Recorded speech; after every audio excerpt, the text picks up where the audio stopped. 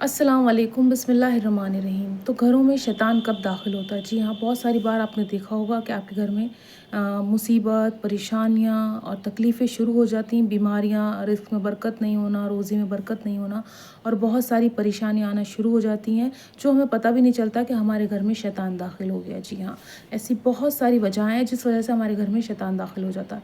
सबसे पहली वजह ये है, जब भी हम घर से बाहर जाते हैं और घर में जब हम दाखिल होते हैं तो हम ये गलती कर देते हैं कि हम उल्टा पैर घर में रखते हैं। दूसरी चीज़ ये है, घर में बिस्मिल्लाह कह के नहीं आते हैं। जी हाँ, जो कि बहुत ज़रूरी है घर में बिस्मिल्लाह कह कर आना। और तीसरी चीज़ ये है, जब भी घर में एंटर हो या घर में जब भी दाखिल हों आप, तो घर के अंदर सलाम ज़रूर करें, चाहे कोई हो या नहीं हो या आप अकेले घर में आ रहे हैं। जी हाँ, जिस वजह से जो है क्या होता है, शैतान दूर भागता है। किस वजह से? हम बाहर से आए, हमें पता नहीं है कि हम जो है किस जगह पे गुज़रे, किन लोगों में गुज़रे, कहाँ बैठे थे, क्या किया हमने, हमारे साथ शैतान आ गया और शैतान घर में दाखिल हो गया। पर हमें शैतान को किस तरह से भगाना है? मैं जिस तरह से कह रही हूँ, हमें सीधा पैर घर में रखना है ना? तो शैतान अपने आप दूर जाएगा। जब हम बिस्मिल्लाह कह के घर में जाएँगे तो शैतान घर के बाहर ही रहेगा, घर के अंदर नहीं आएगा, है ना? और सलाम करेंगे हम। जी हाँ, जब हम सलाम करेंगे तब भी शैतान दूर भागेगा। तो ये आप अप्लाई कर लेंगे तो आपके घर से शैतान दूर होना शुरू हो जाएगा, मुसीबतें, परेशानियाँ और तकलीफ़ें दूर हो जाएँगी।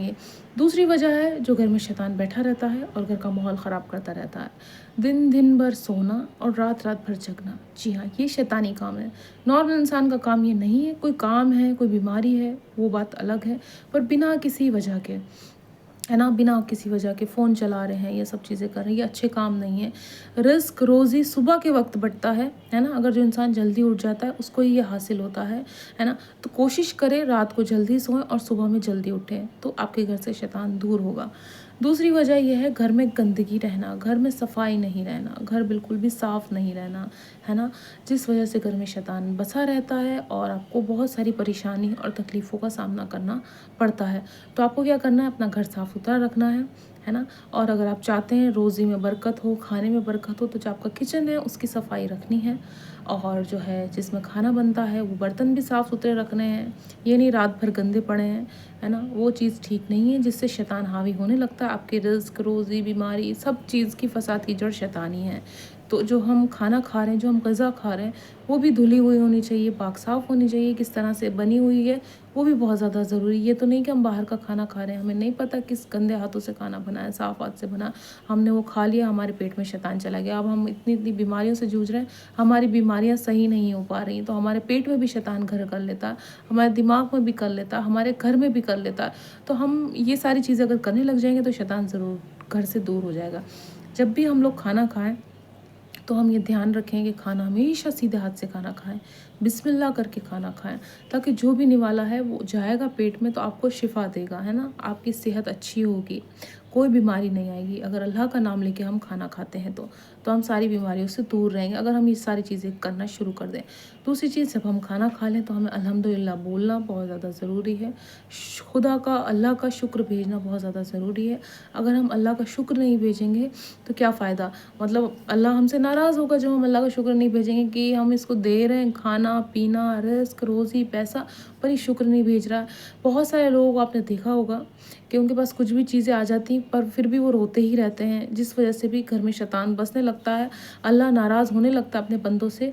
जब हमें अल्लाह छोटी-छोटी चीज़ों से भी नवाज़े, हमें शुक्र अदा करना शुरू कर देना चाहिए, ताकि हमारे रिज़्क में बरकत हो, रोज़ी में बरकत हो और हमारी ज़िंदगी से शैतान दूर रहे और हमारी ज़िंदगियाँ आसान हो जाए, है ना? दूसरी चीज़, जिस घर में नमाज़, रोज़ा और कुरान नहीं होता, उस घर में भी शैतान बस जाता है, बैठ जाता है और घर से दूर नहीं जाता है, जिस वजह से हमें बहुत सारी परेशानियों का सामना करना पड़ता है रोज़मर्रा की ज़िंदगी में। तो हमें करना क्या है? हमें थोड़ा बहुत कुरान ज़रूर पढ़ना है, हमें नमाज़ ज़रूर पढ़नी है और हमें जो है हो सके तो रोज़े भी रखने हैं। रोज़ा जब रमज़ान का महीना आता है तब भी हम रोज़े रख सकते हैं। उसके बाद और महीने हैं, शाबान का महीना है, रजब का महीना है, मुहर्रम का महीना है, इन सब में भी हम रोज़े रख सकते हैं। बहुत सवाब का काम है, बहुत फ़ायदा होगा, है ना? और रोज़ा रखने से क्या होता है, इंसान दूसरे की तकलीफ़, परेशानी और मुसीबत को भी समझ पाता है और हमारी सेहत भी अच्छी रहती है और हमें उसका सवाब भी मिलता है।